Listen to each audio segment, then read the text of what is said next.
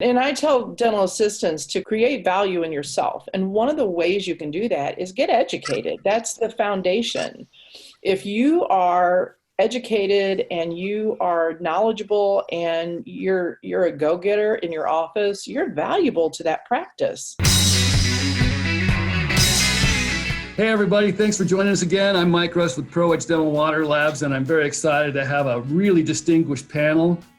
We have Tija Hunter, Dr. Lisa Kane, and Amanda Hill, representing dental assistants, doctors, and RDHs, but also they're all consultants. So they all work with dental offices and they work with dentists and employers. And we want to talk a little bit about the employer-employee relationship. What brought this up is we've seen more and more posts on social media, and it's usually from employees. We heard about this RDH that mentioned that she had bought her own personal protective equipment to go back to work, and she was told by staff to get on board, quit scaring the patient, fix your attitude, those kind of things. I think she ended up quitting, and there's some tension there. And so I thought I'd just open this up by saying, amongst us and our families and friends, every one of my family and friends has an opinion about whether we're going too fast or too slow, whether we're being too cautious or too careless about how fast we're reopening the economy. And in dental offices, it's exacerbated by the stress caused by chasing PPE that we can't get, and the fear of getting something, and the fact that, as you guys know, that dental hygienists and dental assistants and dentists are three of the top most at-risk professions in America in the short term. So Tia, let's start with you. Tell us, do you have any advice that you might give the dental assistants that you talk to as a dental assistant? Well, I think communication is key. Communication with your employers. Employers, you need to communicate with your team. Unfortunately, I've seen in some of these Facebook pages, these Facebook groups, that these dental assistants haven't even heard from their employer since they left the office, and we're told we're closing for temporarily. Your team needs to feel protected. They need to feel confident about walking back into that office. And because if they don't, your patients are not going to feel protected and confident about walking into that practice. So your team has to be on board, and that's communication from the doctor, the office manager, to the rest of the team, making sure you have the proper PPE, making sure that you know how to tear apart a room, how long do you wait in between patients. That's all outlined for us, and the information's available, but those are conversations the entire team needs to have together so that everybody's on board. I'm huge on written protocols because I believe that if I tell you how to do something, Mike, and then you're going to tell somebody else and you're going to tell somebody else, it's going to get messed up. So I'm huge on written protocols so that everybody knows what we're going to do. And I think that will help teams feel confident. We're supposed to have a written respiratory protocol, and a lot of people don't have that. We're supposed to have protocols on a lot of things we don't have. But it would clear up a lot of misconception. It would clear up, a lot of he said, she said type stuff, and just make your team feel confident about coming back in, how you're going to address those issues. Team members, you need to have your questions ready and get answers for them so that you feel comfortable. But I think it all boils down to that communication and that important communication that doesn't cost a dime, but we all need to do, and we're not doing enough of. That's great. It is, I think it's training. I think training and communication seems to be number one. Yeah.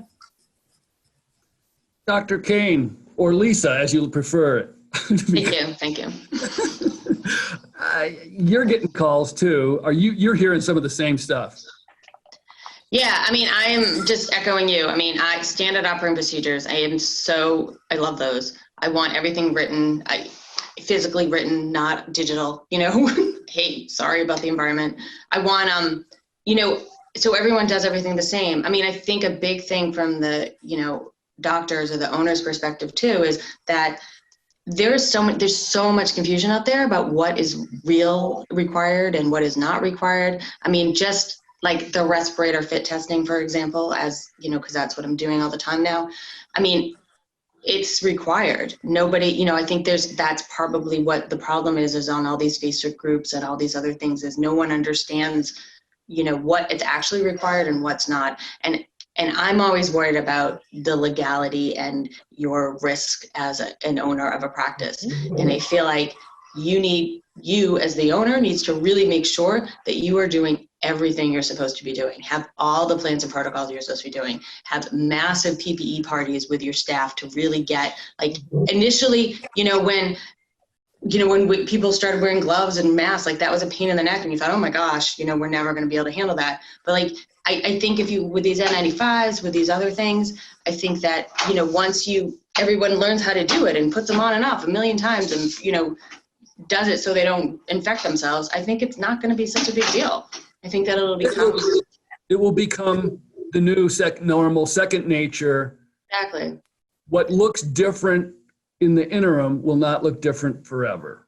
No, I agree. And just, support your staff, make sure everybody is safe and feels comfortable. I mean, I'm seeing a lot of people that are scared. I'm seeing a lot of people that are gung-ho, ready, can't wait to get back.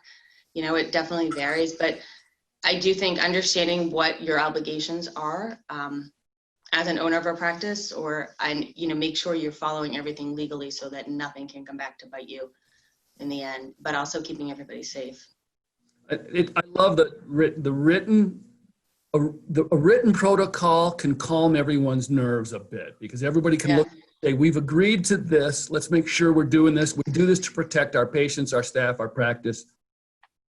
Very good. That's very helpful. And that way too, I feel like, if somebody is in a rush and they leave something somewhere and they leave it on to the left of the sink, well, everybody knows the stuff to the left of the sink is dirty and it hasn't gone through the ultrasonic yet, or it hasn't done this, I feel like if everybody knows all the steps, then everyone can just easily step in and fill in and help each other versus wondering, what's going on. So I like everything the same. So, more important, because as Amanda was telling us about this poll where there's a lot of people that might not be coming back at all. Is that right? Mm-hmm. Yeah, Dental Post did a job trends report where they asked a whole bunch of questions, but one of them was, are you leaving dentistry or considering leaving dentistry? And when you combine the people that said they were and the people that were considering, it was over 60% of people were considering leaving the dental field, which we're seeing from Dental Post that, people are putting up ads and they're not getting any responses right now because people aren't job seeking right now. And so it's really becoming an issue that we need to make sure that the communication that you have with the team that you have, that you're really working hard to make sure that they understand. I heard this amazing quote this weekend that has really stuck in my brain. And it says, I'm here to get it right. I'm not here to be right. Ooh, that's good. Yeah. And so if we spend more time with our teams trying to get it right and less time trying to be right, nobody likes to be told they're wrong.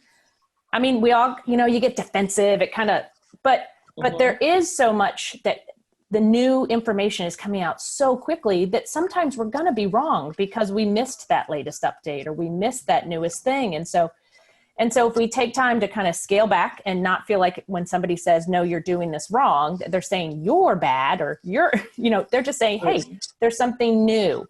And so we need to remember how we speak to each other and then also how we receive information, and to remember that we're always thinking critically, as opposed to, like you mentioned, Lisa, going to Facebook and saying, oh, well, they said on Facebook. Well, why don't we take 2 seconds to pause and go to an actual organization that has some science and critical thinking behind it before we get ourselves really upset and really anxious, so that we're doing that critical thinking.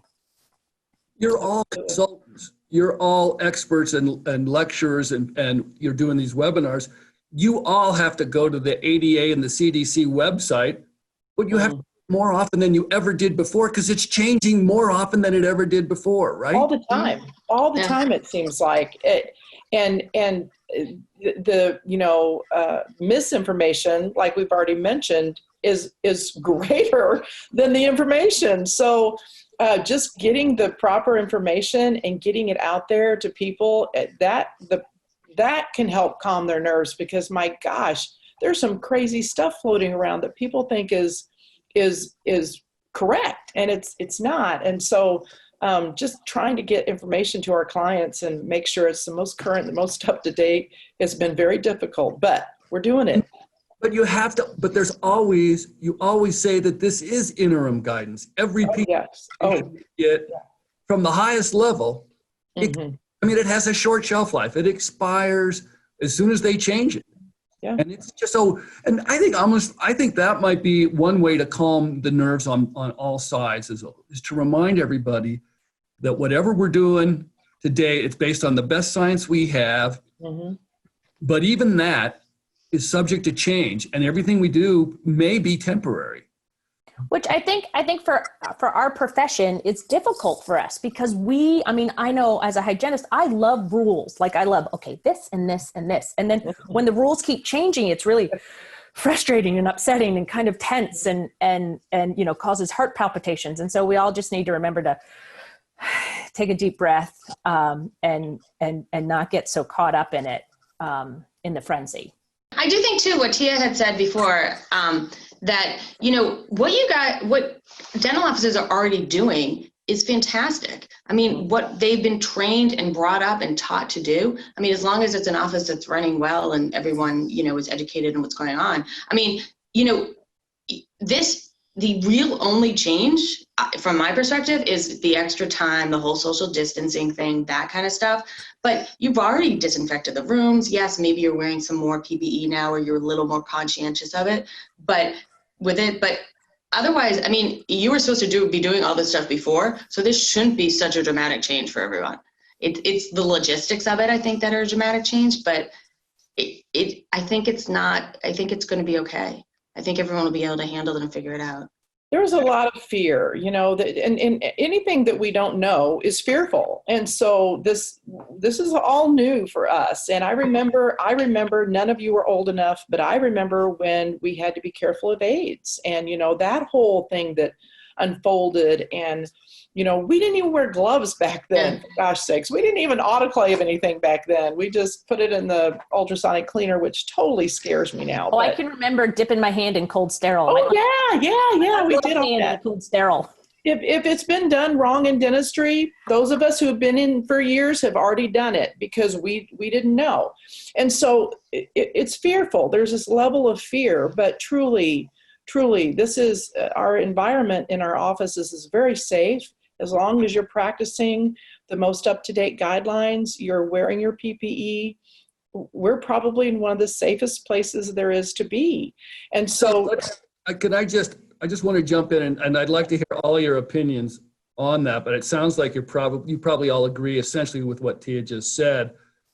But one of the more comforting thoughts is that knowing that we've got three of the most susceptible professions to getting COVID, right? To getting this virus. And it's been here longer than we thought. And yet there are no outbreaks in those big cities where there are outbreaks amongst dental healthcare professionals, right? There's not clusters of sicknesses amongst dental healthcare professionals. And wouldn't you think there would be? Am I missing something, or how do you guys feel about that? And why don't we start with Lisa? Yeah, I agree. I mean, I think that I feel like we would have heard about some massive dental outbreak or some, something, and we haven't. You're right. I do think that, again, like the PPE, you wear your PPE, you're suctioning, you're not like being ridiculous. I mean, we were all doing all this stuff before. As I think Tia had said too, I would feel more comfortable going to a dental office than going to the supermarket, or going to some other place that doesn't know how to use PPE, doesn't know how to disinfect, doesn't know what they're doing unless they were trained. But yeah, I mean, I think that the dental office is a pretty safe environment. Right. It's my Amanda, opinion. Amanda, you're getting the same kind of questions, aren't you? Oh, absolutely. There's clearly something about this virus that we still just don't know and don't understand, because if it works the way we think it works, then yeah, we should have been all sick in January or, Right. So it is really an interesting thing that I just don't think we understand it. And I think that we're making some good choices. I know as a hygienist, I'm definitely going to grab my high evacuation suction more. Like, and you know what? I actually should have been doing that before. Mhm. So, Well, there's definitely getting better at those things. Right. This brought about some of the white papers that, like Dr. Tim Donnelly did, that shows that a evacuation, high volume evacuation with a standard 8 millimeter port can get rid of 90 to 98% of it. That data's been around, but Mhm. but nobody paid attention, and now they are, right? Mhm. Tia, same thing with the dental assistants, right? You know that you kind of brought that up earlier, that the dental assistants should know that the profession is safe, but it goes to training and trust and It's definitely a matter of being trained. Again, there's about 330,000 of us dental assistants, but over half of us were trained on the job. And there's nothing wrong with that. There's absolutely nothing wrong with that. But you're only as good as the person who trained you. So if your office isn't offering training, if the person that trained you didn't know what they're doing, then you don't either. But you think you're doing it right. And so I beg and urge all dental assistants to seek your own training. There's great information out there. Back when I was a young dental assistant, I didn't have the World Wide Web. And there's all kinds of free training out there. OSAP, my organization that I absolutely love, Organization for Safety, Asepsis, and Prevention, offers some amazing training. And there's a lot of free training online. So don't necessarily wait for your employers to train you. Dive in and do it yourself. It's an investment of time, but it's an investment in yourself. And so, I want all dental assistants to be trained and get the proper information so they can be informed and they can take care of their patients the best they can. So, that's what, I really try to focus on. Tia, one of the things that I did while we were under quarantine is I took the OSAP Dale infection control course. Yep. And I've been a hygienist for 25 years, and I learned stuff that I didn't know. Yep. These are things I should know. Mm-hmm. So anybody, I highly recommend that OSAP Dale course. It was really interesting. You get that certification, the Danby certification, is a resume builder. That's for absolutely. One of the things that's going to come out of this, and I think you guys all touched on it, is that it's the value of dental assistants, hygienists, staff in general is going to go up for several reasons, right? There's not a rush to come back to work. I spoke to a guy at a DSO. He laid off 1,100 people, and he's afraid they're all going to go to work because they're going to make more. So that, and dental assistants in particular, Tia, they ask a lot what they get paid. But I think the whole profession is going to be looked at as more professional, and they need to be paid accordingly. Well, and I tell dental assistants to create value in yourself. Create value in yourself. And one of the ways you can do that is get educated. That's the foundation. If you are educated and you are knowledgeable and you're a go-getter in your office, you're valuable to that practice.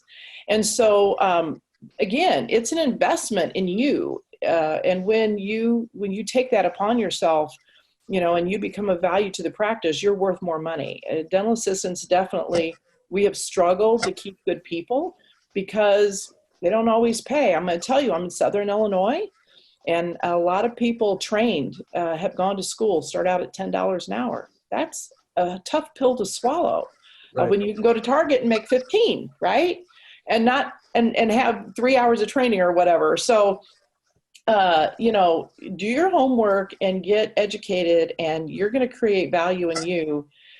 One of the greatest things that a dental practice can do is retain their team, because patients don't like to see a different face every 6 months when they come get their teeth cleaned and there's someone new at the front desk and where's their favorite hygienist. And, so doctors need to learn to retain their team, and they can invest in them too, by getting them educated and helping them through that process. So it's a two-way street. I tell dental assistants, don't wait for your doctor, do it yourself. But certainly if your doctor is willing to send you for training, take it, because again, it's your time, but it's an investment in you. And so all those things make you valuable to your employer. The more you know, the more you're going to grow. And keep your options open, it sounds like, too, because that's very good advice. And we do think that the dental assistant is one of the unsung and underappreciated heroes. I mean, so let me be the villain here. I'll be the doctor, and I'll say, all right, you guys, I have mouths to feed too, including yours. You all work for me. I need to protect you, but I need to keep the lights on because we've all got mouths to feed, including yours. So I'm asking you to work with me. And maybe the answer is what you all just said, and that is make sure that we have as many protocols written down as possible, as many standard operating procedures as possible that are written down, and that we all agree to the principle behind those things. Why do we do this? It's to protect our patients, it's to protect staff, and hopefully and that protects, when we document it, it protects the whole practice and the reputation of the whole office. Mm-hmm. Hopefully there's some appreciation there. But I just let's take a quick lap. Everybody give us a closing thought and anything you want to add to what we've talked about. Let's start with Amanda, if that's okay. Sure. I think the main thing that we all need to remember as we head back into the office is to be open and to communicate, but not just communicate what you want to say, but take that time to truly listen to what everyone else is saying. And I think when everyone understands the why behind each of the protocols, whether they be new protocols or whether they be old protocols, you get more buy-in from everybody. Everybody understands the why. Why do we do this? And then we can think a little more critically and make decisions that are based on fact and knowledge and not based in fear. Oh, that's awesome. And that goes to communication and training. Exactly. Lisa, that's kind of what you do too, right? When you work with staff. Yeah, I mean, I agree with Amanda. I mean, I definitely think that appreciate the concerns of your staff and appreciate their fears and what they're worried about, and, acknowledge them. Don't just say like you're fine. I think that have discussions with everybody, explain to everybody how what you're doing is going to keep them safe and going to keep the patient safe, and really just be open. Like everyone has said, really make standard procedures, explain to everyone how to do everything, practice your flow, practice again, your PPE, practice everything, and really, own it, but really be compassionate about it. As I think as an owner of the practice, I think that you should really make sure that you're appreciating everyone and understanding how hard this is for everyone, as far as physically, but also emotionally. Maybe, and don't be afraid to get outside help. I mean, you refer tough cases to the endodontist. Maybe you could get some help in training, infection control training, even interim training. I imagine all three of you are pretty busy. Great idea. Yes, do that. Yes, hire an infection control OSHA consultant. That's probably your best bet to survive this, right? Basically, outsource it for peace of mind. Because that person that comes in from the outside is all of a sudden an expert. Just bring it. But they do see stuff that you don't see. No one sees their own worth. No one notices that their sterilization room isn't perfect, right? Because they come in every day and it looks the same as it did yesterday. Yeah. And another big thing is beware of Facebook and other social media. Ooh, that's good advice. That is my I'm going to leave you with that. Just do not listen. Do not assume that whatever is written is fact. Do your own research. Like everybody said, look on the CDC website, look on the OSHA website, look at the ADA website, look at your dental society or your hygiene or your assisting society's website. Really do your own research. Don't take what anybody else says as that's it. And that's what you have to do. Investigate it yourself. The ADA stepped up. They got way better pretty quickly. Their website actually became helpful, although it does change from week to week. Yeah, I mean, right, and be aware, right, that today you have to have a disclaimer on everything you say. Right. You know, this is as of right now. Right. Oh, that's so true. You have to date and timestamp everything you say. Mm-hmm. Yeah, It's seriously. going to change. It's going to change. Tia, how about you? I can't add anything to what these wonderful women have said. Training is important. If your team feels confident and comfortable, they're going to make your patients feel the same way. Your team can make or break your practice. So do what you need to do to make them feel good about being there, and let them go do what they do because they're already amazing. I agree. That's what we do. That's what the three of us do. We go into practices and we help people get compliant in OSHA and in infection control. Many people don't know there's a difference between the two, but there is. Many people tell me OSHA isn't a law, they're only guidelines. It's true, but your Dental Practice Act in most cases pick that up and make it laws. So there's a lot you don't know about infection control. Doctors are so busy doing what they do. They don't know, they're not paying attention to what's going on. That's what we do. We go into practices and we help people get compliant. And the most important thing for me is the documentation that nobody has. So that documentation, the protocols, you're supposed to have a laundry protocol, a written laundry protocol. People don't know that. So you don't know what you don't know. So hire an expert to help you get compliant. I think it's important for your team, but it's important for your patients. This has changed. COVID has changed everything. And I was busy before, but I'm busier now. So, learn what you don't know.